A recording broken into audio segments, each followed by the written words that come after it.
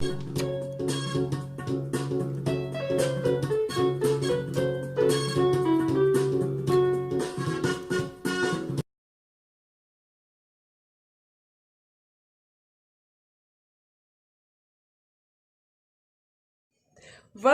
to the second session of episode 2 of Logical Thinking, the podcast.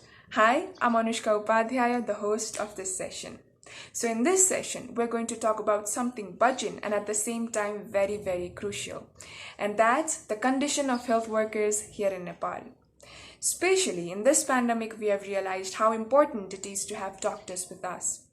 Despite of the outbreak of COVID-19, doctors, nurses, and all health workers have been working as frontliners, risking their own life in order to save ours. But recently, violence against doctors, police manhandling health workers, this has been quite a news. So today, in this session, we're coping up with the topic of violence against health workers, but at the same time, medical negligence. So I have three speakers with me today, Mr. Rojan Vasnet, Ms. Sevika Panti, and Mr. Amit Giri. Welcome all. Thank you. So I would like to directly jump to the question. मैले अघि भने जस्तै डक्टर्सको एकदमै धेरै importance अहिले झन् pandemic सिचुएसनमा त हैन we are not suppose to go to lawyers or engineer हैन अनि हेल्प माग्ने सिचुएसन होइन यो अफकोर्स डक्टरकोमै गएर हेल्प माग्नुपर्ने सिचुएसन हो सो यस्तो सिचुएसनमा पनि डक्टरहरूलाई चाहिँ एउटा काइन्ड अफ प्रोटेक्सन दिएन के हैन डक्टर्सहरू कति धेरै डक्टर्सहरूले इभन रिजाइन पनि गर्नुभयो हैन प्रपर पिपिई पाएको छैन सिम्पल एउटा भनौँ न मास्क सर्जिकल मास्क नदिएको अवस्थाहरू छ so what do guys think about this situation यो केयरलेसनेसमा चाहिँ हजुरहरूलाई के भन्नु त के अरे हस्पिटलले जुन चाहिँ गभर्मेन्ट कन्सर्न गभर्मेन्ट बडिजहरूले जुन चाहिँ मेडिकल वर्कर्स फिल्डमा काम गर्नुपर्ने हुन्छ स्पेसली म यसमा चाहिँ हेल्थ वर्क के अरे गभर्मेन्टल हेल्थ वर्कर्सहरूलाई त अलिकति प्रायोरिटी फोकस गर्छु किनकि सुरुमा चाहिँ सबै प्राइभेट हस्पिटलहरू हुँदाखेरि त काम गर्ने त गभर्मेन्ट हेल्थ वर्कर्सहरू थियो नि त त्यही भएर उहाँहरूलाई चाहिँ कन्सर्न बडिजहरूले त्यहाँ इन्स्टिट्युसनको एडमिनिस्ट्रेसनले होस् कि होइन पिपी डब्लुएचओ स्ट्यान्डर्ड पिपी त्यसपछि मास्क सर्जिकल मास्कहरू होइन त्यसपछि हाम्रो सेनिटाइजिङ प्रडक्टहरू होइन जुन चाहिँ त्यो प्रोभाइड गर्नु पर्थ्यो होइन जुन चाहिँ त्यो सुरुमै नै त्यो अब कोभिड-19 पेन्डेमिक सक्छ भनेपछि त्यो थाहै सकेपछि त त्यो हुन्छ नि अब फोर्सिङ गर्ने नि त के हुनसक्छ भनेर होइन जुन चाहिँ वर्स कुराहरू गरेर त्यो अगाडि नै सबै मिलाइसक्नु पर्ने हो नि त किनकि गभर्मेन्टल बडी भनेको त प्यारेन्टिङ बडी हो नि त उहाँले त राम्रै हेर्नुपर्छ नि त होइन अब भइसकेपछि मात्रै गर्ने होइन नि त अगाडि नै गर्नु पऱ्यो नि त हो त्यसको लागि चाहिँ गभर्मेन्टले नै अगाडि नै पिपीको लागि त्यस्तो पर्सनल प्रोटेक्सन इक्विपमेन्टहरूको लागि नै बजेट छुट्याएर यो हस्पिटललाई यति दिनुपर्छ यो हस्पिटलमा एकजना काम गर्छ एकजना के अरे पठाउनु पर्यो होइन त्यसपछि यसको लागि not just about the doctors होइन अबाउट द प्यारामेडिक्स त्यसपछि हेल्थ वर्कर्स वर्किङ डे अनि त्यसपछि हाम्रो के अरे हुन्छ के अरे जसले चाहिँ के अरे हस्पिटललाई सफा गर्नेदेखि लिएर होइन त्यहाँको प्रशासनको अधिकृतले सबैलाई झन् त्यो त हस्पिटलमा काम गर्छ भनेपछि त डक्टर मात्रै नभइकन सब प्यारामेडिक्सहरू सबै हेल्थ वर्कर्सलाई उ गर्नु पऱ्यो नि त उहाँहरू सबैलाई चाहिँ कसरी चाहिँ पिपी प्रोभाइड गर्ने कसरी चाहिँ हामीले यो को लागि रेडी पार्ने उहाँहरूलाई फ्रन्टलाइनर्सहरू हाम्रो फ्रन्टलाइनर्सहरूलाई भने त सुरुमै नै अगाडि नै प्लानहरू बेसिस गर्नु पर्थ्यो नि त एन्ड आई थिङ्क हाम्रो government parenting body should have already foreseen this priority way beforehand before COVID-19 even break in Nepal.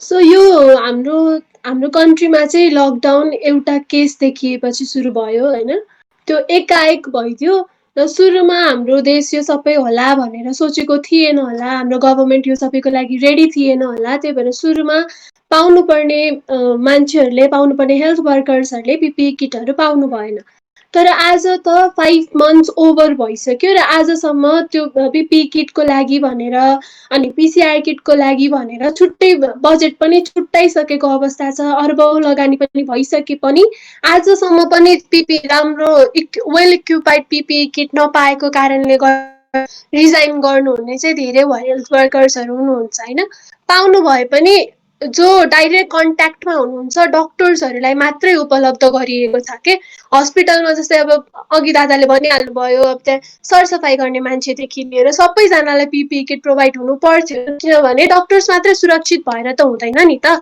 Hospital भनेपछि डक्टर्सलाई मात्रै पिपिई किट दिएर त अरूलाई नदिँदाखेरि डक्टर्सहरूलाई पनि पिपिई किट दिएको त्यति महत्त्व हुँदैन के दिएको जस्तो जिस्काएको जस्तो हुन्छ होइन। सो सबैलाई एज अ होल पुरै हस्पिटलमा त्यहाँ उपस्थित सम्पूर्ण टिमलाई नै वेल इक्युपाइड पिपी किट चाहिँ प्रोभाइड गर्नु पर्थ्यो। हामी चाहिँ जहिले गभर्मेन्टलाई नै दोष दिइरहेको हुन्छौँ होइन, तर यसमा चाहिँ अब हामी सिटिजनले केही थिएन क्या। गभर्मेन्टले नै बजेट एलोकेट गरेर सबै थोक मिलाउनु पर्ने थियो क्या। त्यो न्युजिल्यान्डकै केस हेर्दाखेरि पनि न्युजिल्यान्डमा त्यहाँको प्रेसिडेन्टले कस्तो तरिकाले अर्गनाइज गर्नुभएको थियो होइन। हाम्रोमा चाहिँ 7th मन्थमा 80वटा भेन्टिलेटर्स आएको रहेछ होइन। त्यो गभर्मेन्टको तर्फबाट आएको चाहिँ होइन क्या। सबै अरू प्राइभेट कम्पनीज त्यस्तै त्यो चौधरी ग्रुप एनसिएलहरूबाट चाहिँ आएको रहेछ क्या। गभर्मेन्टले 120वटा आइसियु बेड प्रमिस गरेको छ, तर त्यो पनि फुलफिल गरेको छैन क्या। सो यो सबै गभर्मेन्टकै ल्याकले नै हो जस्तो लाग्छ मलाई चाहिँ।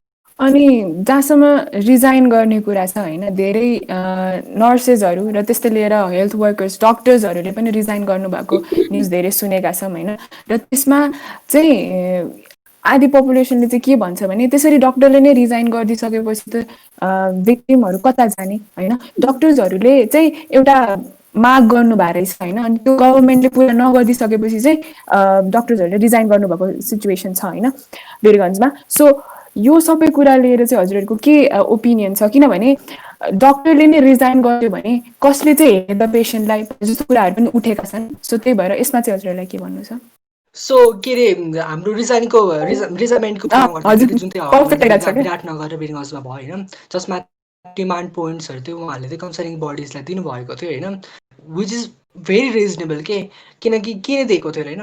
पिपी प्रोभाइड गर्नु पऱ्यो, त्यसपछि अलिकति प्रेज हुनु पऱ्यो के अरे स्यालेरीमा, त्यसपछि हेल्थ इन्सुरेन्स र लाइफ इन्सुरेन्सको कुरा आएको थियो होइन। अनि which is very I think एकदम अन्डरस्ट्यान्डेबल डिमान्ड्सहरू थियो क्या, जुन चाहिँ गभर्मेन्टले या कन्सर्निङ बडिजले त्यहाँको कन्सर्निङ बडिजले चाहिँ त्यो प्रोभाइड गर्नु पर्थ्यो क्या। किनकि अब किनकि एउटा यो पेन्डेमिकको लागि कसरी लड्ने भन्दाखेरि त हेल्थ प्रोफेसनल्सहरूलाई चाहिँ हुन्छ इन्करेज गरेर होइन, यस्तो प्रोभाइड गरेर इन्करेज गर्नु पर्थ्यो नि त। किनकि अब म त के लाग्यो भन्दा लास्ट अप्सन उहाँहरूको त्यही थियो नि त। किनकि अभियसली अब रिजाइन गर्नु भनेको मतलब त अब गभर्मेन्टले हाम्रो के वास्ता गर्दैन भने हामीले चाहिँ किन आफ्नो लाइफ रिस्क गरेर चाहिँ हामीले चाहिँ किन जहिले पनि त्यहाँ गएर हामीले चाहिँ किन आफ्नो लाइफ आफ्नो फ्यामिलीको लाइफ रिस्क गर्नु भन्ने कुरा हो नि त। त्यो रिजाइन गर्नु भनेको त्यसको मिनिङ त्यो हो नि त। त्यही भएर government should have seen this होइन। त्यति धेरै डेडिकेसन का साथ त्यसरी काम गर्दा गर्दै पनि जब कन्सर्न अथोरिटिजले मतलब गर्दैन, कन्सर्न अथोरिटिजमा चाहिँ हाम्रो यस्तो यस्तो माग छ पुरा गरिदिनु है भनेर डिमान्ड गर्दाखेरि कन्सर्न अथोरिटिजले त्यति वास्तै गर्दैन भने त रिजाइन गर्नु चाहिँ भए उहाँहरूसँग अरू कुनै अप्सन पनि त हुँदैन। अब आफ्नो हेल्थ बजेट भाषणमै पनि उहाँहरूको लागि भनेर छुट्याइसकेको छ कि त्यति रकम चाहिँ हाम्रो फ्रन्टलाइन वर्कर्सलाई दिने, इन्सुरेन्स गरिदिने भनेर छुट्याइसकेको अवस्था भए पनि इन्सुरेन्सहरू नभएको होइन, त्यसरी त्यो स्यालेरीहरू नदिएको होइन, तर एकदमै गभर्मेन्ट हस्पिटल्सहरूमा मात्रै, त्यो पनि भ्यालीभित्र मात्रै डक्टर्सहरूलाई मात्रै गरेर त्यो अलिअलि रिस्क्याएको पारामा मात्रै दिइरहेको अवस्था छ कि। अनि यस्तो पेन्डेमिकको बेलामा उहाँहरूले अब आफ्नो लाइफलाई नै रिस्कमा राखी त्यसरी काम गर्न आइरहनु भएको छ भने त गभर्मेन्टले उहाँहरूले डिमान्ड गर्नुपर्ने कुरा नै होइन नि त, गभर्मेन्टले आफैले नै बुझेर दिनुपर्ने कुरा हो कि यो। अनि त्यस्तो हुँदै अब डिमान्ड गर्दा गर्दै पनि गभर्मेन्टले सुन्दैन भने त we as a normal people हामी घरमा बसी त्यस्तो भन्न चाहिँ अलिक मिल्दैन जस्तो लाग्छ। बिकज रिजाइन गर्नु भनेको आफू बल्ल बल्ल डक्टर भएको मान्छे, बल्ल बल्ल एउटा पोस्टमा पुगिसकेको मान्छेले रिजाइन गर्छ, त्यो म अब त्यो पोस्टमा बस्दिनँ भनेर भन्छ भने त ऊ त एउटा अन्तिम स्टेजमा पुगेको कारणले गर्दा न हो। वीरगन्जको केसमा चाहिँ वीरगन्ज एउटा हटस्पट भइसकेको थियो क्या। अनि त्यहाँनिर चाहिँ धेरैजना डक्टर अनि त्यो मेडिकल पर्सनलहरूलाई लागेर नै उनीहरूले एउटा बेसिक निड जस्तै त्यो लाइफ इन्सुरेन्स अनि हल्का आफ्नो वेजेसमा अलिकति इन्क्रिजमेन्ट अनि पिपी त्यस्तो मागेको थियो। त्यो चाहिँ अहिलेको सिनेरियोमा हेर्दाखेरि त्यो चाहिँ एउटा बेसिक निड, हामीलाई फुड वाटर चाहे जस्तै नै हो। अनि त्यसको लागि पनि 15 डेज टाइम दिएर पनि अनि कस्तो बालै नदिइराखेको थियो क्या। त्यहाँको के भन्नु अथोरिटी बालै नदिएपछि चाहिँ उनीहरूले उहाँको डक्टरहरूले चाहिँ रिजाइन गर्न खोज्नु भएको हो। सो अस्ति भर्खर पनि होइन पुलिस पर्सनलहरूले चाहिँ डक्टर चाहिँ महाराजगञ्जमा हस्पिटलबाट ठ्याक्क काम गरेर फर्किँदाखेरि चाहिँ पुलिसहरूले चाहिँ आइडी कार्ड हामी डक्टर हो है भनेर आइडी कार्ड देखाउँदा समेत होइन ती डक्टरहरूलाई चाहिँ कुटपिट गर्नुभएको लाठीचार्ज गर्नुभएको जस्तो सिचुएसन त्यस्तो केसेसहरू सुनेको थियौँ र एट द सेम टाइम यही रिसेन्ट पेन्डेमिकको सिचुएसनमा डक्टरलाई हुन्छ नि फ्यामिली रिलेटिभ्सहरू आएर पेसेन्टको कुट्दिने पिट्दिने मेरो के अरे आफन्तलाई बचाइदिएन भनेर यस्तो कुराहरू हामीले धेरै सुनेका छौँ नि त डक्टर जसले चाहिँ 24/7 होइन आफ्नो फ्यामिली सेक्रिफाइस गरेर होइन जानुहुन्छ होइन भनौँ न एउटा एकदमै सेल्फ केयर नगरिकन जानुहुन्छ तर एट द सेम टाइम यस्तो कुराहरू सुन्दाखेरि चाहिँ डक्टरहरू अलिकति डिमोटिभेट हुनुहुन्छ जस्तो पनि मलाई लाग्छ क्या so what do you guys think about this situation यो अहिले सबै chaotic सिचुएसन जुन अस्तिसम्म अरोज भइरहेको कुटपिटदेखि लिएर सबै डक्टर्सहरूले वैशाखकै केस हो यो 3 जना अन ड्युटी अफिसर्सहरूलाई चाहिँ पुलिस अफिसले आइडी देखाउँदा पनि मारपिट भएको वाला कुरा त वैशाखमा नै भएको हो होइन पछि पनि अब पेसेन्ट्सहरूको डेथ हुँदाखेरि जुन चाहिँ डक्टर्सहरूको नेग्लिजेन्सको कारणले नभएर एउटा क्रिटिकलमै पुगेको पेसेन्ट डेथ एनिवे हुनेवाला नै थियो त्यस्तो केसेसहरूमा पनि चाहिँ गएर हस्पिटललाई तोडफोड गरिदिने गएर कुटपिट गरिदिनेवाला केसेसहरू चाहिँ आजको दिनसम्म पनि चलिरहेको छ होइन यस्तो हुँदाखेरि यसरी डेथ भयो भनेर रिलेटिभले क्लेम गर्न पाउँछ यस्तो क्लेम गर्दाखेरि चाहिँ एउटा टिम फर्म भएर त्यो साँच्चीकै ड्रग नेग्लिजेन्सको कारणले हो कि ऊ साँच्चीकै नै उसको अब डेथ हुनेवाला नै थियो त्यसरी डेथ भएको हो भनेर इन्भेस्टिगेट गर्ने गर्छ होइन तर आजसम्म के भइरहेछ भने इन्भेस्टिगेसन गर्ने टिम फर्म भइदिए पनि बिचमै गएर त्यो केस सेलाउँछ के यसरी डक्टर्सहरूलाई कुटपिट गर्न पाइँदैन कुटपिट गर्यो भने चाहिँ यो हुन्छ है ल अनुसार यस्तो हुन्छ है भन्ने जुन कानुन छ कानुन अलरेडी तर त्यो कानुनको दायरामा लिनको लागि इन्भेस्टिगेसन सुरु भए पनि इन्भेस्टिगेसन भएर कोर्टसम्म पुगेर एउटा लजिकल एन्डिङ चाहिँ भएको देखिँदैन होइन र यो कारणले पनि मान्छेले चाहिँ यो कुरालाई एकदमै नै नर्मल दिएको जस्तो लाग्छ कि कसैको पेसेन्टको डेथ भयो भने कुटपिट गरिदिने डक्टर्सहरूसँग केही आफ्नो पर्सनल रिस्क हुँदाखेरि पनि कुटपिट गरिदिने त्यहाँ एडमिट कुनै भिक्टिमसँग प्रब्लम हुँदाखेरि पनि हस्पिटललाई नै गएर तोडफोड गरिदिने जुन कुरा छ अनि अस्ति भर्खरको केस हो सुरुमा पनि मदिरा सेवन गरेर कक्षामा भइरहेका स्वास्थ्य कर्मीहरूमाथि कुटपिट भएको थियो सो यो आजसम्म त्यो इन्भेस्टिगेसन भए पनि रिपोर्टले पनि के भन्छ भने यस्तो कुटपिट गर्यो भनेर फलानु मान्छेलाई चाहिँ कस्टडीमा लिएको केही छैन के त्यो कस्टडीमा लिने हो भने यो कानुनको यो दायरा बमोजिम चाहिँ उसलाई पनिस गर्न पाइन्छ भनेर कानुन बने पनि कस्टडीमा लिन सकेको अवस्था छ होइन र त्यो कारणले पनि मान्छेलाई चाहिँ के छ भने यदि अरेस्ट गरिहाल्यो भने पनि 2-3 दिनमै छोडिदिन्छ भन्ने जस्तो छ जस्तो लाग्छ त्यो कारणले पनि अब आफै पोखिहाल्ने मेन्टालिटी छ नि त सो त्यो आवेगमा आएर गएर तोडफोड गरिदिने कारणले पनि यस्तो सबै भएको हो होइन र यसलाई चाहिँ गभर्मेन्टले एकदमै नै एउटा स्ट्रङ ललाई बनाउने मात्र होइन कि इम्प्लिमेन्ट पनि गर्न जरुरी छ कि त्यहाँ त्यो पेसेन्टको डेथ जसरी सुकै भएको होस् अथवा त्यो डक्टर्सहरूलाई कुटपिट गर्ने मान्छेको मोटिभ जेसुकै होस् तिनले अन ड्युटी डक्टर्सहरूलाई र हस्पिटल पनि प्रपर्टीलाई चाहिँ जुनसुकै कारणले गर्दा पनि तिमीले छुन पाउँदैनौ है त भनेर एउटा ल हो र त्यो ललाई चाहिँ स्ट्रिक्टली इम्प्लिमेन्ट पनि गर्ने हो भने चाहिँ यो भाइलेन्स चाहिँ रोक्न सकिन्छ okay so like most of निकाले नि कभर गरिसकेको छ होइन यसमा पनि ठ्याक्कै त्यही हो कि एउटा कन्सर्निङ बडिजहरू त बडी स्पेसिफिक यसकै लागि होइन तर भएको पनि छ होइन अहिले एनएमसी के अरे नेपाल मेडिकल काउन्सिलले पहिलादेखि नै यो बारेमा के अरे आफ्नो आवाजहरू उठाइरहेको छ होइन तर अहिलेको कन्टेक्समा चाहिँ किन यो अलिकति बढी भयो भन्दाखेरि चाहिँ कोभिड-19 मा जुन चाहिँ फ्रन्ट लाइन्सहरूले काम गरेको छ उहाँहरूले नै के अरे के मिसकन्डक्टहरू गरेर दुर्व्यवहार गरेर चाहिँ यस्तो गर्दाखेरि त नट ओन्ली कि जो मान्छे मेडिकल पर्सनल्सहरूलाई मिसकन्डक्ट भएकोहरू मात्र कन्सर्न भएन कि होल फ्याटर्निटीको नै आवाज उठ्यो नि त नट ओन्ली मेडिकल फ्याटर्निटी यो कन्टेक्स्टमा त अब त जेनरल सिटिजन्सहरूले पनि त अब आफ्नो आवाज उठाउन थाल्यो नि त, किनकि त अब यस्तो कन्टेक्स्टमा त जो मान्छेहरू जुन त हामी बेसिकली बढी चाहिरहेको छ त्यही मान्छेको माथि मिसकन्डक्टहरू भयो भने एकदमै बढी भयो नि त। त्यही भएर यो कुराले आएको हो, तर यो कुरा पहिला पनि भइरहेको हुन्छ होइन। पहिला पनि थुप्रै केसेसहरू दर्ता भएको छ, त्यो केसेसहरूले पछि गएर कि त्यही पुलिस थानामै त्यो गएर दर्ता हुन्थ्यो, त्यसपछि त्यसको अगाडि के पनि हुन्छ नि मोर प्रोसिडिङहरू के पनि नहुने हो कि त्यसपछि जुडिसियरीमा गएर त्यही त्यो केस गएर अड्किने हो कि होइन। केसेसहरू दर्ता भइरहेको हुन्छ, नट जस्ट इन नेपालको भ्यालीको कुरा गर्दाखेरि बाहिरतिर दुर्गमतिर पनि हुन्छ नि। एउटा फर एक्जाम्पल प्यारामेडिक्स गएर काम गरे एउटा रिमोट प्लेस हेल्थ सेन्टरमा गएर प्यारामेडिक्सले काम गरेको छ भने पछि गएर एउटा हुन्छ नि डेथ भयो अरे मिसफर्चुनली डेथ भने हुन्छ पुरै गाउँले आएर कुटपिट गर्ने होइन। त्यसपछि गएर त्यहाँ गएर त्यसपछि कुरा त के भयो भन्दाखेरि अब गभर्मेन्ट बडिजलाई त के भयो भन्दाखेरि चाहिँ अब फर एक्जाम्पल त्यसो कुटपिट हुँदाखेरि पुरै गाउँकै भयो होइन, गाउँकै हात गयो। त्यसमा त फेरि लायबल दोषी चाहिँ कसलाई गर्ने होइन, लायबल चाहिँ कसलाई दोषी गर्ने त्यत्रो मात्र कि। अनि अर्को कुरा चाहिँ फेरि कम्पेन्सेसन होइन, कम्पेन्सेसन कसलाई तिर्ने, कसले तिर्ने कम्पेन्सेसन कसलाई तिर्ने होइन। अनि अर्को कुरा चाहिँ के भयो भन्दाखेरि चाहिँ यस्तो कन्डिसन हुनुभन्दा अगाडि नै त अगाडि त केही पनि प्लान त हुनु पऱ्यो नि त। मतलब अब हातखुट्टा भाँचिसक्यो न्याय दिनु छ भने त्योभन्दा अगाडि के हुन सक्ने भन्यो नि त। त्यो कन्टेक्समा हुन्छ नि अब हरेक अब अहिले चाहिँ के कन्टेक्स्ट भन्दाखेरि चाहिँ 50 बेडभन्दा कम भएको कसैलाई चाहिँ त्यो के सेक्युरिटी पर्सनल्सहरूले चाहिँ होइन 50 बेडभन्दा अब के गर्नु, अब त्यसमा त के गर्ने कुरा चाहिँ के अरे सरकारले पनि अगाडि बढ्नु पर्यो। त्यसपछि मेडिकल प्रोफेसन्सहरूले पनि अब एनएमसी जस्तो काउन्सिलर फर्म भइरहेको छ होइन। अब मेडिक्स काउन्सिलहरू छ, नर्सिङ काउन्सिलहरू छ, जुन काउन्सिलरहरू चाहिँ यो कुरा भएको छ होइन, उहाँलाई सपोर्ट गरेर हो कि होइन मार्च गरेर चाहिँ अब यो एनालाइज गर्नु र हेल्थ वर्करहरूलाई चाहिँ अहिले सोसल सेक्युरिटी भन्ने चिज चाहिँ छैन होइन। कस्तो रहेछ भने अहिले हस्पिटलहरूमा आएर र के प्रब्लम भयो भने सबै गाउँघरिकै मान्छे आएर कुट्दिने पिट्दिने भइरहेको हुन्छ क्या।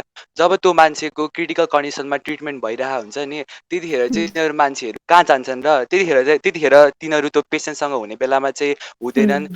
जब चाहिँ केही घटना घटिसकेको हुन्छ त्यसपछि मात्रै कुटपिट गर्न अनि त्यो आएको पैसा लिनलाई आए जस्तो पनि लाग्छ मलाई होइन। यसमा अब त्यो मेडिकल नेग्लिजेन्स भयो भने मेडिकल नेग्लिजेन्स छ भने त्यसको एउटा ल अनुसार ट्रिट गर्न सकिन्छ। तर त्यसमा नगइकन एकैचोटि आएर तोडफोड गर्नु चाहिँ एकदमै नराम्रो हो होइन। अनि सरकारले पनि यो डिफ्रेन्ट संसदहरूलाई सेक्युरिटी गार्डहरू आर्मीहरू खटाउनु भन्दा पनि एउटा हस्पिटलमा 4-5वटा आर्मीहरू राखिदियो भने चाहिँ त्यो हिजोको भएको जस्तो घटना मनमोहन हस्पिटलमा भयो जस्तो घटना नघट्न सक्थ्यो क्या। हो अमितले भने जस्तै होइन, अब हामी संसद मन्त्रीहरूमा देख्छौँ नि उहाँहरूसँग प्रहरी प्रशस्त हुन्छ क्या, उहाँहरूको वरिपरि कतै जान लाउनु भएको छ कतै हुन्छ। तर त्यही ठाउँमा एउटा हस्पिटल सामान्य हस्पिटलमा सेक्युरिटी दिन चाहिँ त्यति गाह्रो छ होइन। सो यो सबै केयरलेसनेसमै परिहाल्यो। अब अर्को प्रश्न चाहिँ के भन्दाखेरि अहिले हाम्रो बानेश्वर इन्सिडेन्ट अस्ति भर्खर चाहिँ के भएको थियो भने त्यहाँको मेडिकल स्टुडेन्ट्सहरू जो चाहिँ होस्टेल बस्नुभयो उहाँहरूलाई चाहिँ कम्युनिटीको मान्छेहरू आएर चाहिँ यिनीहरूले कोरोना भाइरस एफेक्टेड हुन सक्छन्, यिनीहरू चार्दिन सक्छन्, यिनीहरूलाई निकाल भनेर विरोध गरेको हामीले तस्बिरहरू धेरै देखेको थियौँ होइन। सो यस्तो सिचुएसनमा चाहिँ हजुरहरूलाई के लाग्छ, यो कम्युनिटीको गल्ती हो कि होइन, कमीले नबुझेको हो कि अथवा गभर्मेन्टले नै एउटा सर्टन फेसिलिटी क्वारेन्टिन फेसिलिटी नदिएर चाहिँ त्यो कम्युनिटी चाहिँ त्यो प्रोटेस्ट गर्न बाध्य भयो? किनभने यति डक्टरहरूलाई नै स्टुडेन्ट्सहरूलाई नै एउटा हुन्छ नि क्वारेन्टिन फेसिलिटी राम्रो क्वारेन्टिन फेसिलिटी दियो त्यही राख्ने भयो भने चाहिँ त्योबाट फैलिने सिचुएसन पनि आएन नि त र कम्युनिटी त्यसरी प्रोटेक्ट पनि गर्ने भएन। सो यसमा चाहिँ हजुरहरूलाई के भन्नु छ? अहिलेको यो बेलामा चाहिँ हामी एकदमै नै निस्वार्थ भइरहेको जस्तो देखिन्छ कि होइन। जो चाहिँ अब रातभर हाम्रै लागि खटिरहनु भएको छ, हामी चाहिँ उहाँहरूलाई मोटिभेट गर्न छोडेर यस्तै काम गर्दै जानु है भनेर सपोर्ट दिन छोडेर अब एज अ रेस्पोन्सिबल सिटिजन हामीले चाहिँ उहाँहरूलाई हुन्छ नि अब यस्तो गर्दै जानुपर्छ है भनेर प्रोत्साहन दिन छोडेर चाहिँ हामी उल्टै बहिष्कार गर्दैछौँ होइन। अब घरबाट निकाल्दैछौँ, हामी समाजबाट यसलाई निकाल्नुपर्छ भन्ने कुरा गर्दैछौँ। तर हामी एउटा कुरा त्यति नै बेला हामी एउटा कुरा के बिर्सिरहेछौँ भने तिनै डक्टर्सहरू जसलाई हामी उहाँहरू हस्पिटलमा काम काम गरेकै कारणले गर्दा इन्फेक्टेड हुन सक्नुहुन्छ, त्यसैले समाजबाट निकालौँ भनेर भन्छौँ, उहाँहरू नै डाइरेक्ट कन्ट्याक्टमा बसेर बिरामीलाई नहेरिदिने हो भने यो कोभिडको कन्डिसन अहिले पनि हाम्रो देशमा त्योभन्दा अझै धेरै नै बिग्रिन्थ्यो। उहाँहरूले नगरिदिनु भएको भए यो कन्डिसन एकदमै वर्स्ट हुन्थ्यो। यो कन्डिसन अझै पनि धेरै लामो पनि जान सक्छ है भन्ने कुरा चाहिँ हाम्रो मेकअप नै छैन क्या। हामीले त्यो अनुसारले माइन्ड मेकअप गर्नुपर्ने थियो होइन, त्यो अनुसारले गर्नुपर्ने हुन्छ। र कुरा आयो गभर्मेन्टले नै क्वारेन्टाइन फेसिलिटिजहरू दिने हो भने भन्ने भयो। त्यो गभर्मेन्टले सबैलाई नै त्यसरी नै प्रोभाइड गर्न अहिलेको यो स्थितिमा अलिक गाह्रै कुरा हो। सो एउटा सोसाइटीमा बसिसकेपछि एउटा सोसियल बिइङ भइसकेपछि चाहिँ अहिले उहाँहरूलाई हाम्रो निड छ, हामीले उहाँहरूलाई सपोर्ट दिनुपर्छ, हामी कोअपरेट गर्नुपर्छ भने त एउटा एउटा नर्मल मान्छेले त्यो भनेको एकदमै बुझ्नुपर्ने कुरा हो। अब यस्तो बेलामा आफ्नो हेल्थ त रिस्कमा छँदैछ, फ्यामिलीको हेल्थलाई किन रिस्कमा राख्नु भनेर होस्टेलमा बसिरहेको बेलामा पनि अब हामी उहाँहरूलाई निकाल्छौँ के। योभन्दा ठुलो अमानवीय हरकत त अरू केही हुन्छ जस्तो नै लाग्दैन। यस्तो बेलामा हामीले उहाँहरूलाई एकदमै साथ दिनुपर्छ, कोअपरेट गर्नुपर्छ होइन। चाहिने बेलामा न हो, दुःखको बेलामा साथ दिने न हो होइन। अरू बेला चाहिँ डक्टर प्रोफेसन, यो मेडिकल प्रोफेसन, यो मेडिकल फिल्डमा हुने जति पनि प्रोफेसन छ त्यो भनेको हाम्रो सोसाइटीमा कति धेरै उच्च लेभलको मानिन्छ नि त। हामीलाई टिका लगाइदिँदा पनि ल है डक्टर भन्नु भनेर सानैदेखि नै भन्ने गरिन्छ के। सानो सानो बच्चालाई अहिले गएर हजुरले के भन्ने नानु तिमी ठुलो गएर भन्यो भने उसले डक्टर नै भनिदिन्छ। उसलाई त्यो डक्टर भनेर के हुन्छ, डक्टर भएर के गर्ने हो, डक्टर भनेर के गर्नुपर्छ भन्ने कुरा उसलाई केही थाहा नै हो। त्यो बेलामा पनि उसले म मेडिकल फिल्डमा लाग्छु भनेर भनिदिन्छ क्या। किनकि हामीले त्यो मेडिकल फिल्डलाई, यो मेडिकल सेक्टरलाई सोसाइटीमा यति धेरै उपल्लो दर्जा दिएका छौँ होइन। तर जब उहाँहरूलाई त्यही अनुसारको ट्रिट गर्नुपर्ने बेला आउँछ हामी एकदमै खस्किँदैछौँ के। अब यस्तो हामीले आफ्नो बच्चापछि भोलि गएर डक्टर उसलाई मान्छेहरूले कसरी ट्रिट गर्छ भन्ने कुरा पनि सम्झिनुपर्छ नि त। किनकि हामीले यस्तै गरी उहाँहरूलाई मिसट्रिट गर्दै जाने हो भने त आइएम अफ्रेड यो देशमा अब डक्टरको उत्पादन एकदमै नै घट्छ। के अरे हामीले जसरी एउटा हेल्थ प्रोफेसनल जुन त्यो एउटा के आइडियल माइन्ड सेट हुन्छ जुन त हेल्थ प्रोफेसनल हुन्छ नि, हामीले के सोच्छौँ भन्दाखेरि त्यही हेल्थ प्रोफेसन्सहरूले चाहिँ हामीलाई हुन्छ नि एउटा नोबल प्रोफेसन या रेस्पेक्टेड प्रोफेसनको भएको छौँ होइन। तर त्यसले गर्दाखेरि चाहिँ हाम्रो बढी चाहिने हुन्छ त्यसको बहिष्कार इट्स टोटली होइन। त्यसले गर्दाखेरि भन्छ विनाशकारी विपरीत बुद्धि। पुरै कम्युनिटीको त मेन्टालिटी, कम्युनिटीको त सोच हुन्छ नि त्यो नै एकदमै नै कस्तो कस्तो कुन कन्डिसनमा रहेछ नेपाली सोसाइटी सोच होइन, कुन कस्तो कन्डिसनमा छ, त्यो सोच कस्तो रहेछ भनेर चाहिँ त्यो यो यस्तो रिसेन्ट इभेन्ट्सहरूले चाहिँ आई थिङ्क देखाउँछ। अनि नट ओन्ली त्यो होइन, हामी मेडिकल अफिसर्सहरूलाई चाहिँ हस्पिटलमा गएर भेट्ने, त्यहाँ गएर उपचार गर्दाखेरि हाम्रो चाहिँ नसर्ने, अनि त्यही मेडिकल अफिसर्स चाहिँ घरमा आएर बस्दा सर्ने भन्ने कुरा त हुँदैन नि त अभियसली होइन। अनि अरू भन्छ भने अहिले गभर्मेन्टले लेड डाउन गरेको के अरे पोलिसीको अनुसार चाहिँ मलाई के भन्दाखेरि चाहिँ यदि एउटा पेसेन्ट चाहिँ पिसिआर के पोजिटिभ देखाउँछ भने त्यो टाइममा जुन जसले त्यो टाइममा जो हस्पिटलमा त्यो देखाउन आएको थियो आई थिङ्क होल मेडिकल पर्सनल्सहरूले चाहिँ क्वारेन्टिनमा बस्नुपर्छ भन्ने पोलिसी छ है, अहिले पनि छ, त्यो गरिरहेको नै छ अहिले पनि। किनकि मेरो मम्मी पनि के अरे बस्टन भएको त्यही एक दिन होइन, जुन चाहिँ पिसिआर पोजिटिभ आएपछि त्यसपछि उहाँहरूको पनि पिसिआर टेस्ट गरियो, त्यसपछि मात्र उहाँहरूलाई चाहिँ घर आउन दिएको थियो होइन। त्यसले गर्दाखेरि चाहिँ छ, गरिरहेको छ, बट कुरा चाहिँ के हो भन्दाखेरि चाहिँ इफेक्टिभ चाहिँ भयो। किनकि कुनै ठाउँमा चाहिँ क्वारेन्टिनको फेसिलिटी हुन्छ, किनकि क्वारेन्टिन फेसिलिटी यतिकै राख्न मिल्दैन नि त होइन। राख्नलाई सबै फेसिलिटी त प्रोभाइड गर्नु पऱ्यो नि त होइन। खानपानदेखि कसरीको क्वारेन्टिनमा राख्नु त्यो राम्रो राख्नु पऱ्यो नि त, त्यसरी नै ले डाउन गर्नुपर्छ। अनि अरू कुरा चाहिँ के हो भन्दाखेरि चाहिँ जसरी उसले भन्यो एउटा के हेल्थ वर्कर्सहरूलाई जति पछि गएर आउने जुन चाहिँ यो फिल्डमा पछि हुनुहुन्छ होइन, उहाँहरूलाई चाहिँ कस्तो खालको चाहिँ समाजमा कस्तो खालको चाहिँ यो सोच पर्छ, कस्तो खालको चाहिँ यस व्यवहारले चाहिँ कस्तो खालको चाहिँ एउटा म्यासेज जान्छ भनौँ न, त्यो कुरा पनि एकदमै हाइली इफेक्ट हुन्छ कि यस्तो खालको उहाँहरूले सिचुएसन। मलाई यो टपिकको बारेमा कुरा गर्दाखेरि चाहिँ एकदमै यो कस्तो सेमफुल कुरा जस्तो लाग्छ क्या। के अरे वर्ल्डमै नभएको कुरा हाम्रोमा भयो होइन। गभर्मेन्ट हाम्रो चाहिँ एकदमै ल्याग गरिरहेछ नि यो कुरामा क्वारेन्टिन फेसिलिटी दिनको लागि। अनि अहिले हामी इन्डिभिजुअलले गर्ने काम जुन चाहिँ हामी अहिले गर्न सक्छौँ त्यसमा पनि हामी गर्न सकेको छैनौँ क्या। जस्तै अब एउटा सिम्पल तरिकाले त्यो डक्टरहरूलाई हामी आफ्नै घरमा नभए भाडामा बस्ने जुनीलाई पनि बस्न दिएको भए क्या बस्न दिँदा हुन्थ्यो, तर त्यो पनि हामीले दिन सकेको छैन। के अरे इन्डियाको एउटा भगलपुर भन्ने ठाउँमा चाहिँ त्यहाँनेरि पुरै हस्पिटलमा एकजना मात्र डक्टर हुनु रहेछ क्या अहिले ट्रिटमेन्ट गरिरहेको। अरू 3-4जना डक्टरहरूलाई चाहिँ इन्फेक्ट भए अनि अरूले चाहिँ आफै छोडिदिए क्या काम गर्न पनि, किनभने त्यहाँनेरि क्वालिटी पनि थिएन, अरू केही काइन्ड अफ फेसिलिटीहरू दिएको थिएन। अनि हाम्रो नेपालको कन्डिसन पनि त्यस्तै हुन जान्छ। त्यही त अरू देशहरूमा ताली बजाइन्छ होइन, रेस्पेक्टको रूपमा अथवा भाडा बजाउने त्यो इन्डियामा गरेको थियो नि त्यस्तो गरिन्छ भने नेपालमा चाहिँ कम्युनिटीले आफै नै त्यस्तो व्यवहार देखाइरहेछ होइन। सो अब त्यही गभर्मेन्टलाई हामी दोष दिइरहेको छ, गभर्मेन्टलाई दोष दिइरहेको छौँ, गभर्मेन्ट यस्तो गरेन पोलिसीहरू मेन्टेन गरेन भनेको छ होइन। तर यो कन्टेक्समा त के देख्यो भन्दाखेरि त as a citizen with self होइन, हामी एज जेनरल पब्लिकको रूपमा त हामीले फेल भयो नि त कोभिड-19 क्राइसिसको बेलामा त। ब्लेम गेम जस्तै भयो। या एक्ज्याक्टली। गभर्मेन्टलाई चाहिँ हामीले देखाउन सकिन्थ्यो कि ल गभर्मेन्टले नगरे पनि वी एज अ सिटिजन हामी चाहिँ कोअपरेट गरेर यो सिचुएसनलाई राम्ररी ह्यान्डल गर्न सकिन्छ है भनेर देखाउन सकिन्थ्यो। को भन्दा कोही कम छैन भनेर देखाएको जस्तै भयो होइन यो सिचुएसनमा चाहिँ। सो अब चाहिँ पोलिसिसतिर जाउँ होइन। पोलिसी चाहिँ डक्टर्सहरूको राइट्सलाई प्रोटेक्ट गर्ने अथवा कोही डक्टरलाई कसैले कुटपिट गर्न आउँछ, कसैले दुर्व्यवहार गर्यो, फिजिकली होस् या भर्बली होस् होइन, यस्तो सिचुएसनमा चाहिँ अस्तिसम्म पनि एउटा राम्रो के अरे कानुन चाहिँ बनेन। अहिले बरु घोषणा गरिसक्यो, पारित भइसकेको छैन तर घोषणा त गरिसक्यो, तर अस्ति नैसम्म चाहिँ त्यो एउटा राम्रो पोलिसी पनि ल्याएको थिएन होइन। र डक्टरहरूले आफूलाई हिंसा भएको छ भनेर अप्रुभ गर्नको लागि उहाँहरूले एउटा कुनै आर्टिकल कुनै एउटा लमा डिपेन्ड भएर भनौँ न कस्टडी प्रेजेन्ट गर्ने खालको सिचुएसन पनि थिएन।